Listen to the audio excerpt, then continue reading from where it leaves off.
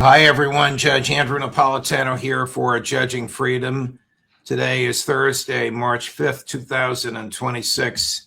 Harrison Berger joins us now. Harrison, you have a great piece during one of the many extensions of this section of the Patriot Act.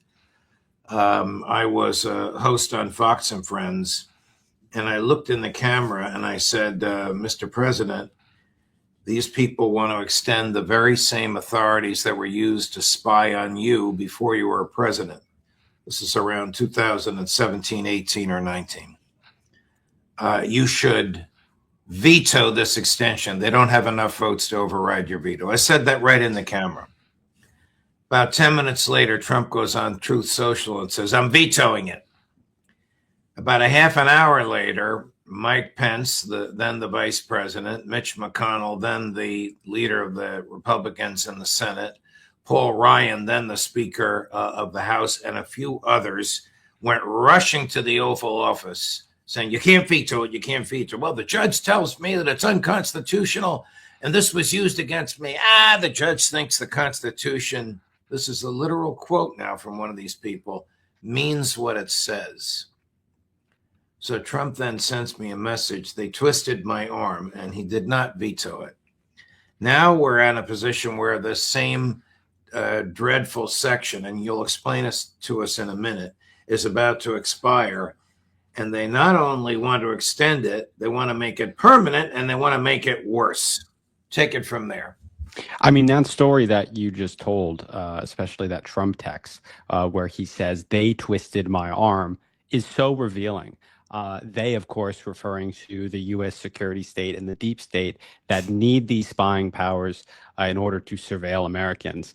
The political history of FISA Section 702 is very important here because it reveals exactly what you just talked about, which is this bipartisan rot at the center of our politics that has really just sacrificed American liberties for decades, really on behalf of this deep state, who members of Congress and various presidents, not just President Trump, serve rather than the American people.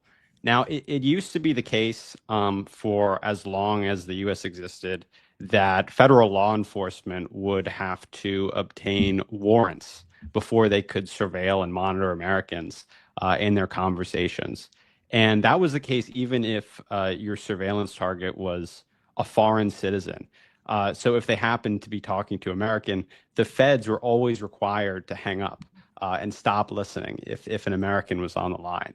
And that's because of this thing called the Fourth Amendment, which barely exists at the moment, but I'm told used to be very important. What the Fourth Amendment says, and it's in our Constitution, of course, is that the right that people have against what are called, quote, unreasonable searches and seizures, that shall not be violated. But I think that this all changed after 9/11 when the Bush administration just shredded those constitutional protections, when they secretly authorized these unconstitutional warrantless surveillance programs, which were first revealed by the New York Times in 2005 by a journalist named James Risen.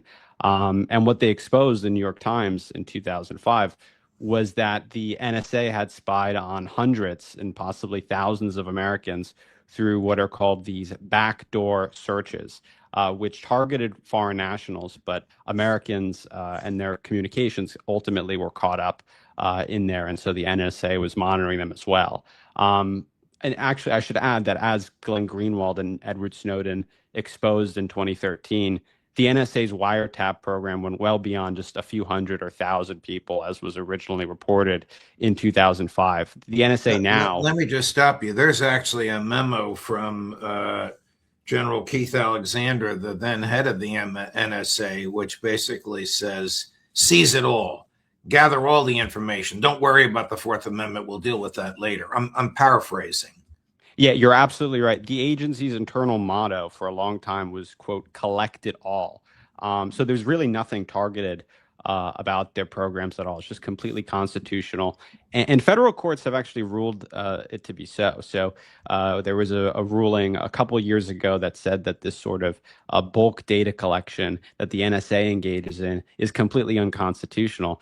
But also in January of 2025, even more recently, there was a district court case that decided that this specific program, Section 702, when they are collecting data on Americans, that is also completely unconstitutional. And yet we're seeing its renewal anyway.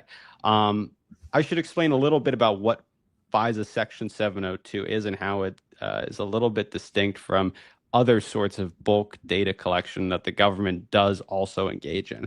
What this law does when it was passed in 2008 was that it just retroactively authorized one part of the unconstitutional secret surveillance program that the Bush administration had been engaged in.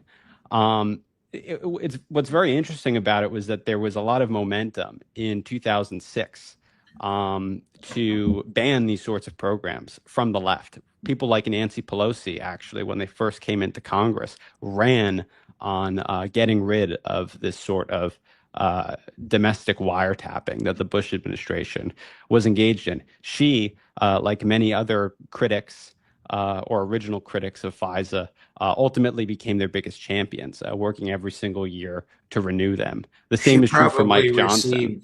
She probably, like Mike Johnson did, received visits in her office from the intelligence community, and they revealed to her the nature and extent of their power and what they had on her. Well, what you're talking about is very important. What happened in 2024? Mike Johnson, before he was elected Speaker of the House, was one of the biggest critics there was on the House Judiciary Committee of these sorts of programs. He said that it keeps him up at night, actually, that the federal government is able to surveil Americans. I mean, he's a constitutional lawyer, so he cares about this sort of stuff. Kind of like Obama was a constitutional lawyer and ostensibly was supposed to care about this stuff too, but then became one of the biggest advocates and protectors and defenders of the deep state, exactly like Mike Johnson became in 2024 in April, when he became the deciding vote to extend these sorts of unconstitutional programs. Let's explain what the deciding vote means. That means he had to leave the chair as the Speaker of the House and physically walk down onto the floor of the House of Representatives where everybody else is and vote. That's absolutely right. Yeah. And what he voted on may seem technical to some people, but it's a profound restriction, and that is whether or not, once all this data is collected by the NSA,